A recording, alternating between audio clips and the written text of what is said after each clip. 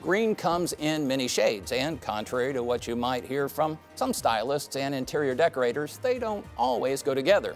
Take, for example, the seeming incompatibility of nature's hue and the color of money, a clash that's on near constant display at the Indiana Statehouse. Hi, I'm John Schwannis, and on this edition of Indiana Lawmakers, we'll examine the tension between two shades of green, or I should say policy priorities, that more often than not seem to defy compromise. One, the desire to protect the quality of Indiana's air, soil, and water, and two, the push to make our state the shovel-ready darling of regulation-wary builders and businesses. No need to adjust the tint on your screen. It's just Indiana Lawmakers, from the State House to your house.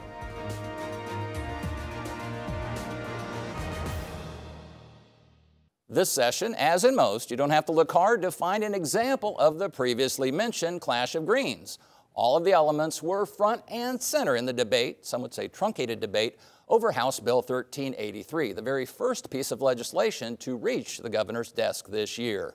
The measure deals with Indiana's wetlands, those grass-filled marshes and bogs that, depending on your point of view, are either an essential part of Indiana's ecosystem, not to mention Mother Nature's best defense against flooding, or an unnecessary impediment to economic growth and the construction of affordable housing. This much is not up for debate. Before European settlers arrived, nearly 1/4 of modern-day Indiana was a wetland.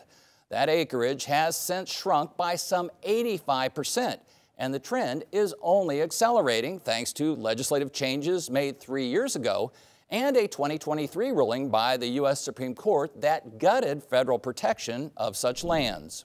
HB 1383 turns some Class 3 state wetlands, which are currently protected, into Class 2 wetlands, which have fewer safeguards. The proposal sped through both chambers of the General Assembly, arriving at Governor Eric Holcomb's desk before most bills had even had a chance to emerge from their house of origin. Environmental groups urged Holcomb to veto the measure, but he signed it without delay, calling it, quote, a collaborative effort that strikes a necessary balance. Once a new law takes effect July 1, defenders of the state's wetlands could be left, well, pretty much high and dry. HB 1383 was just one of a number of measures introduced this session to focus on the environment, natural resources, and energy sustainability. Those proposals dealt with a wide range of topics, including the development of farmland, the creation of dedicated bus lanes, and the regulation of PFAS, or so-called forever chemicals. There was even a second wetlands bill, one that grants tax breaks to property owners who voluntarily set aside such lands. It's now awaiting the governor's signature. Joining me to weigh in on, well, all of the above, are Gabe Filippelli, Chancellor's Professor of Earth Sciences at Indiana University and Executive Director of the university's Environmental Resilience Institute, Democratic Representative Matt Pierce of Bloomington, ranking minority member of the House Committee that handles energy and utilities, and environmental geologist Nick Soltis, a member of the Physics and Earth Space Science faculty at the University of Indianapolis. Thank you for being here. It's an important topic. But we saw the wetlands legislation, some which environmentalists favored, some which they didn't want. We saw efforts to make it easier to extend, say, old lead lines, or replace them, I should say, with something that's less toxic. The PFAS issue came up. Water was front and center, certainly the LEAP district, and the notion of transferring potentially billions of gallons of water from an aquifer up near Lafayette to do this project in Lebanon. Matt Pierce, you've been watching environmental issues for a long time. What's with water? I mean, are we getting it right in Indiana when it comes to water? Well, I mean, there are a few bright spots in the lead line area in that utilities have been willing to step up, and the legislature's enabled them to create a method in which they can spread the cost of replacing individual lead lines on people's property, which normally would be the responsibility of the property owner. This would allow them to be able to spread that cost among all the ratepayers and just replace all the lines, because the Environmental Protection Agency is going to give everyone about 10 years to get all these lead service lines out of the system. So that's one bright spot. And it also helps when you have out-of-state landlords, right, who might have owned a property who have said, you can't find me, so I'm not going to agree to pay. And that was what some legislation was about this year, essentially saying is if you got an absentee landlord you can't get a hold of or they're just not cooperating, then we create some legal mechanisms for the utilities just to be able to get in there and replace the lines anyway, because the tenants are the ones drinking the water that's coming through those lines. And so that's an important thing as well. So I'd say that's one bright spot. Unfortunately, in general, when it comes to water quality in the state, the legislature's just generally ignored the whole issue. Nick Soltis, water. Again, I know everything having to do with the earth is your bailiwick. So, I mean, again, I'll ask a version of the same question. Are we getting it right here in Indiana in terms of how we're managing water?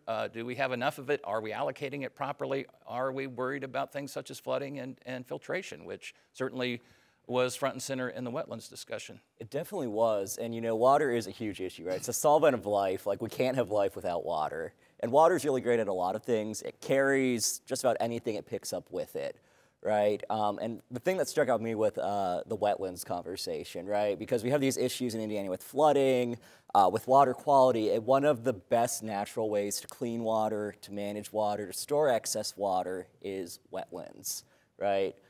So it's a resource too, right? We think of resources as things like coal or whatever, but water is a resource. We need water, and water can actually provide a lot of ecosystem services, right? So wetlands, for example, they work like giant sponges, right? When you have excess water, they kind of suck in that water, and they really do a lot to protect us from flooding and things like that. On top of that, there are these really, really productive ecosystems, right? They're up there with coral reefs and rainforests, with the things they do for life and the amount of organisms that live there, including a ton of microbes that are really good at cleaning that water and getting stuff we don't want out of it. Except last time I checked, Geist and Eagle Creek were a little short on the coral reef. And a little short on that, right? So when it comes to biodiversity and stuff, wetlands are the best thing we have for that. That's us, yeah. Gabe, do we regret as a state? We've already back in 2021, we had scaled back the state protections, and the U.S. Supreme Court said, well, the Clean Water Act doesn't necessarily allow the federal government to do everything it had in the past in terms of enforcement. Now, this bill the governor signed, do we regret it as a state? Well, we should, because you know, as Nick mentioned, they are our sponges. But here's a major challenge that we're facing. Indiana used to have a tremendous number of wetlands, particularly in the northern part of the state, before they were drained for agricultural purposes, right, and for suburbs, basically. What wetlands do is exactly that. They slow down extreme precipitation events. So when we get these flooding events, wetlands are the natural temporary storage house for these, and they do all the great filtration that you guys have mentioned. But the challenge here is that climate change is not our friend. What I think we're doing in the state is thinking about the past, right? Okay, we have these wetlands, they're gone, so let's forget about it. But climate change is increasing the number of extreme rainfall events we're seeing. This isn't climate modeling, this is actually observed measurements. They've gone up by about 15% over the last 20 years alone. So we've lost 15% of our natural storage capacity. So it's no surprise that we're flooding, right? And our institute projects another 15% increase in these flood events. So we should be going the other way with wetlands. And see, John, this is the real frustrating point, is the people in charge of the legislature just ignore the experts. If you talk to the experts who are involved in wetlands, wetland mitigation, dealing with the regulations that have existed before these laws have come through, they basically say there's not a basis for what the legislature is doing.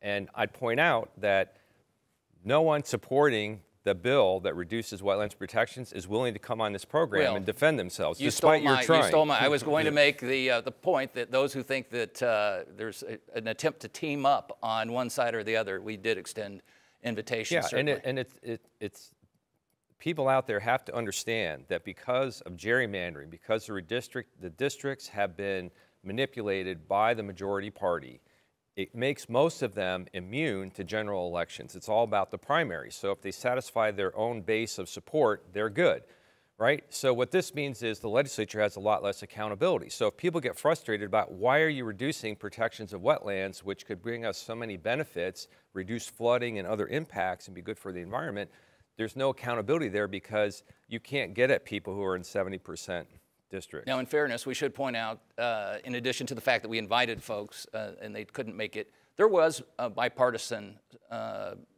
a break. It wasn't necessarily strictly along partisan lines in the Senate. I think there were 8 Republicans, in fact, that sided with all Democrats in that chamber opposing the bill on its way to the governor's office. So it wasn't entirely. And in fact, the other wetlands bill, which is the one that deals with the tax breaks, property tax breaks for those who have at least a ½ acre, I believe, and that are qualified or classified as wetlands, you do get a property tax break. I mean, is that sort of that carrot? Is that enough to make up for the hammer that's maybe being extended on the other side of the equation? I mean, that's the thing with these, big complex issues, is there are lots of sides to it, and, there is that classic question of, do you offer the carrot or do you use the stick, right? And we'd like to hope that people are going to do what's best for the environment, but unfortunately in these hyper-partisan times, even things like environmental issues that affect this planet and this land that we all share, have started to become these binaries, right? Where you can either protect the environment or you can, support the economy and business.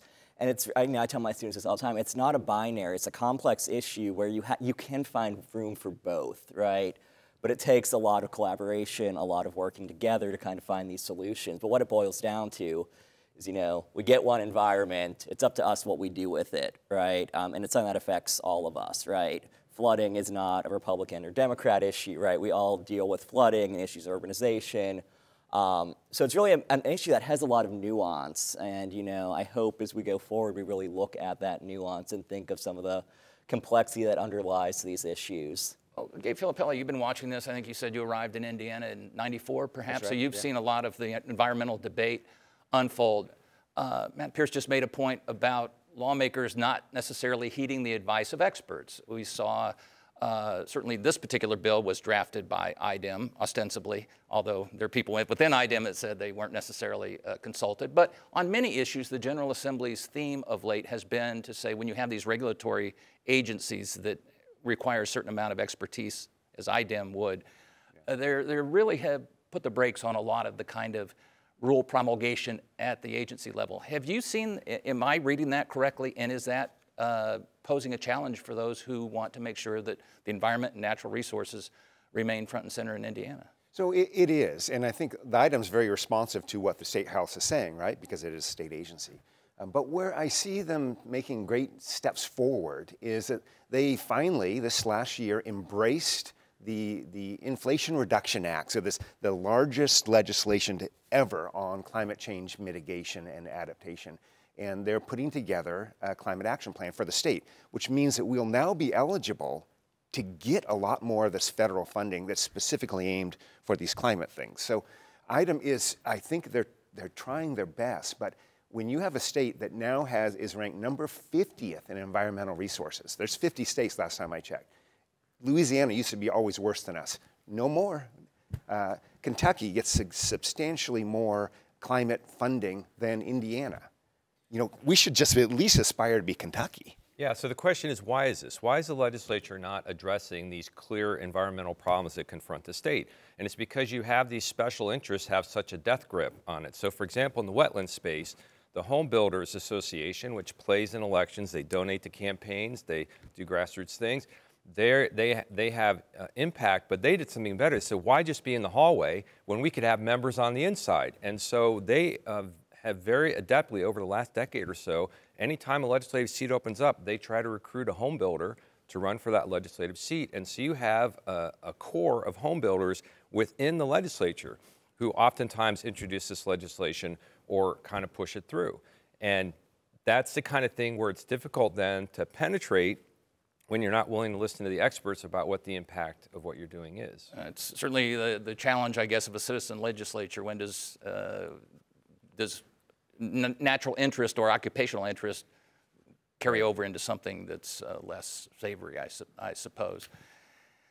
What do you think about this notion of the expertise? Is the General Assembly, do you think, heeding the brain power that is out there to deal with these issues? I think that's something that's always a concern, these issues, is the rate at which you consider these issues. Obviously, the legislator has a lot on their plate, a lot to look at.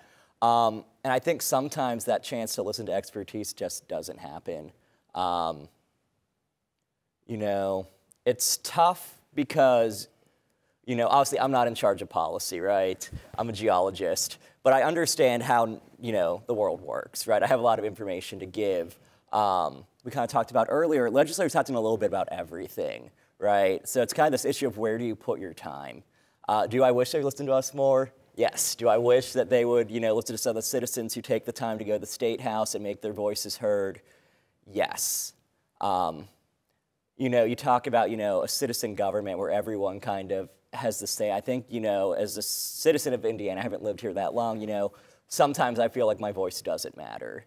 You know, and I don't know how legislators can make people feel like their voices are heard, but I think in Indiana, I know this has come up in past shows you've had, you know, there is a lot of kind of people being disenfranchised with the process because of things like the expertise issue with, you know, these people taking their time to come to the Statehouse, just not feeling like their voices are heard by their legislators. You know, and as we look at some of those voices that have resulted in legislation, I looked at all the environmental bills, the sustainable energy bills introduced this session, quite a few.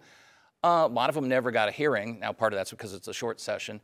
But it wasn't just bills that, for instance, Matt Pierce would agree with. There were some of those, certainly, that didn't get light of day. But there were some on the other side that would have even dispensed with, you know, sort of the regulatory sandbox where let's let, you know, in the name of advancing economic development, anything goes. You know, there were other bills that didn't see light of day either. So I don't know how you necessarily, you know, say one side is dominant. But let me pose this question. Well, actually, I got to disagree, John.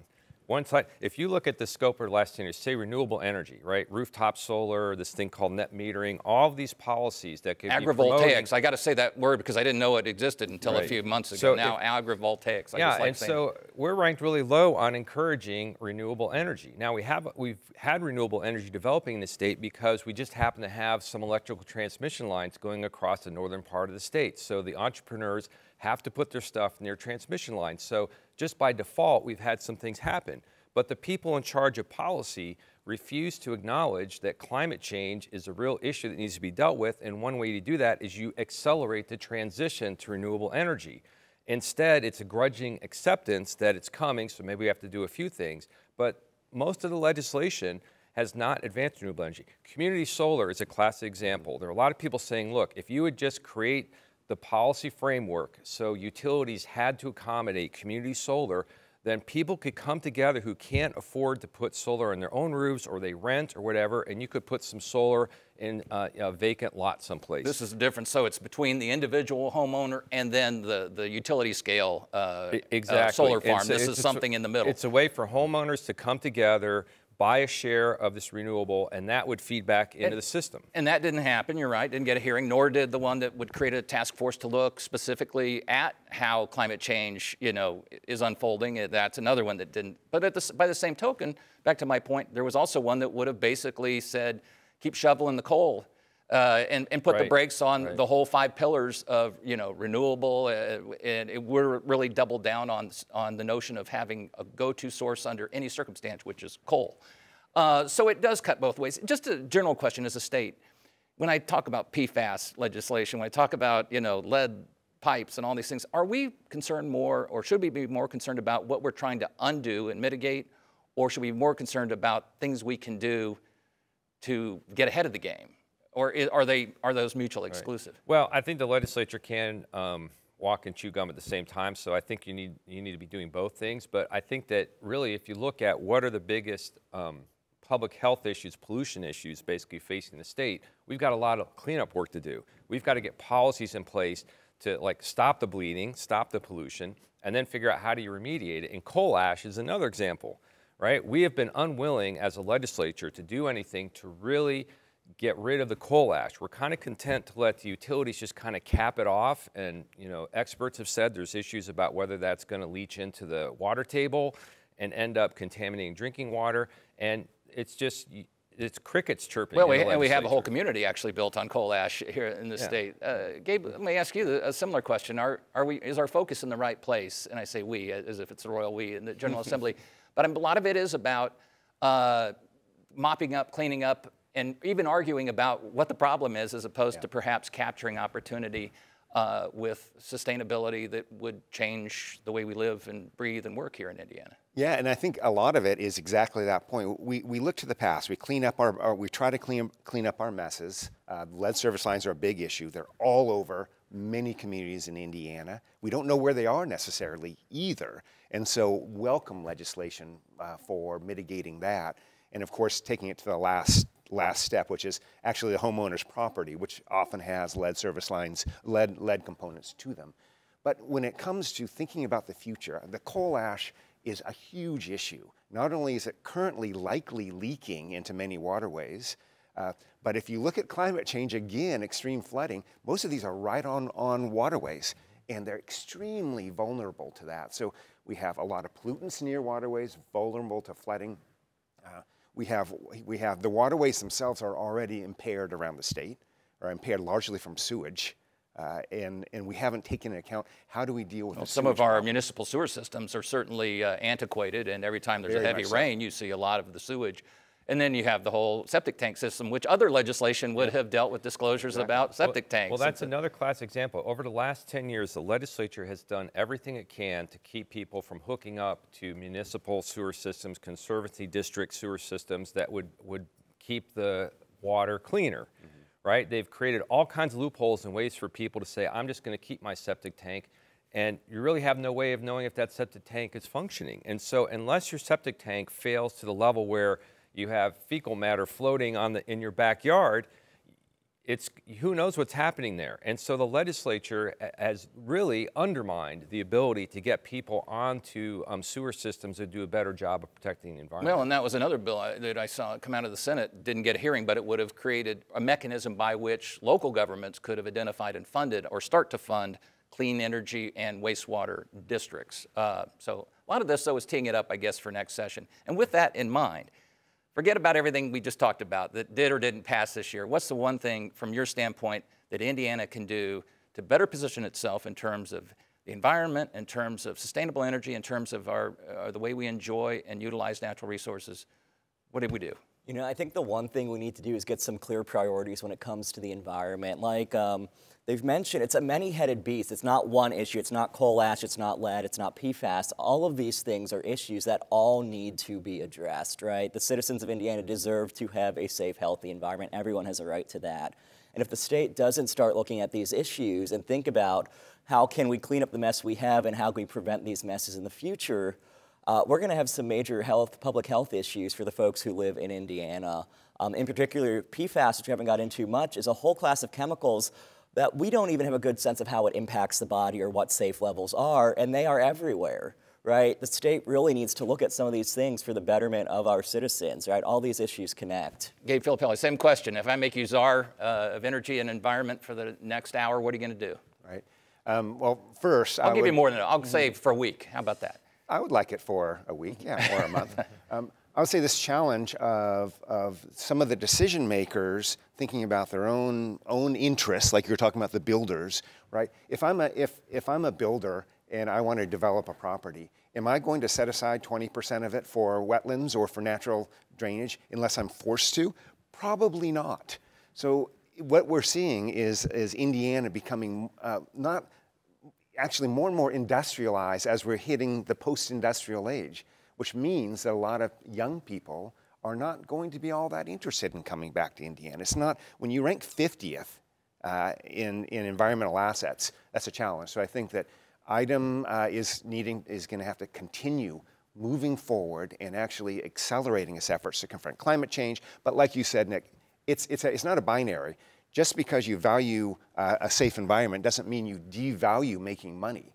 You have to have regulations in force that help you balance that. It's a balancing act. And again, it is bipartisan. You look at the Holcomb administration, which has been preaching over the deaf ears of its own party sometimes, the notion of quality of life issues, more trails, more state parks, the things that make it attractive in addition to a tax rate. Of course, the other side is he signed the wetlands bill, so I guess it cuts two ways. Last question, I guess, for you. Coming into a big budget session next year, what do you want to see happen, and are you thinking that you're going to be more on offense? And when I say you people who put sustainability high on their priority list, or on defense again? Well, the voters will have something to say about that as to what the relative strengths of each party are in the legislature. So the voters will have a say with elections coming up this year. But unfortunately, I'm not very optimistic about the future. I think a lot of these more controversial issues that the majority party like to push through, they've kind of held a lot of them off until the long session. And so the question is, are you going to be playing defense on more things that shift the balance toward industry, which wants less environmental regulation, or are they actually going to begin to address these environmental issues that are facing the state? And I'm not very optimistic about that, unless the voters send a strong signal that they want something different.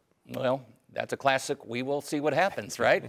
Thank you very much for taking time to share your knowledge, your insights, and your obvious passion about this issue. Again, my guests have been Gabe Filippelli of Indiana University, Representative Matt Pierce of Bloomington, and Nick Soltis of the University of Indianapolis.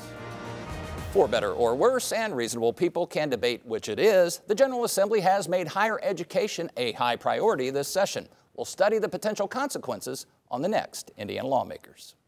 Time now for my weekly conversation with commentator Ed Feigenbaum, publisher of the newsletter Indiana Legislative Insight, part of Hannah News Service. Ed, we talked a lot about a lot of the big issues. What do we leave out?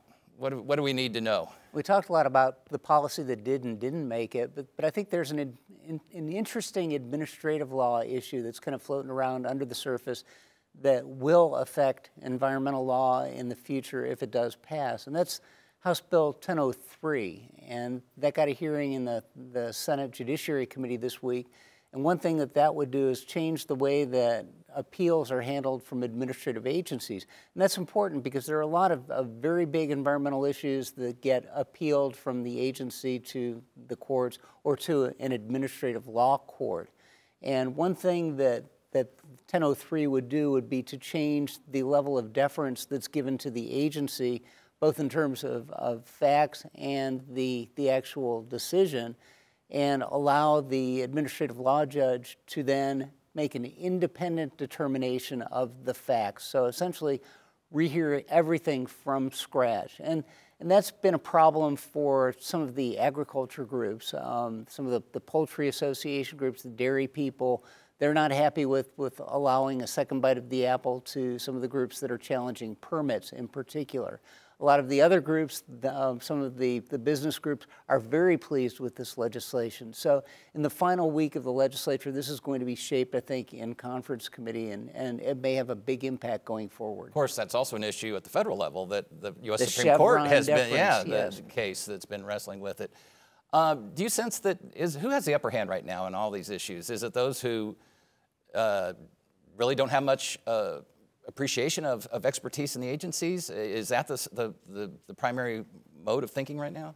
I think part of the problem is that the legislature doesn't necessarily appreciate the degree of expertise that we have in some of these agencies, whether it's the Indiana Utility Regulatory Commission, the Department of Environmental Management, State Board of Animal Health, the Department of Building Services, those kinds of agencies.